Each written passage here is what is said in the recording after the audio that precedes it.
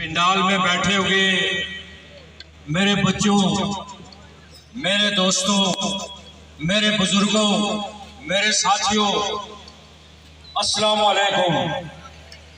आज ये सारा रौनक, ये सारा क्रेडिट आपको जाता है जो यहाँ वजीर हुकूमत जनाब यासिर सुल्तान साहब को सुनने आए, मेरे कायद जनाब जफर अनवर साहब को सुनने आए और स्टेज पे बैठे सारे नोटेबल लोग हैं।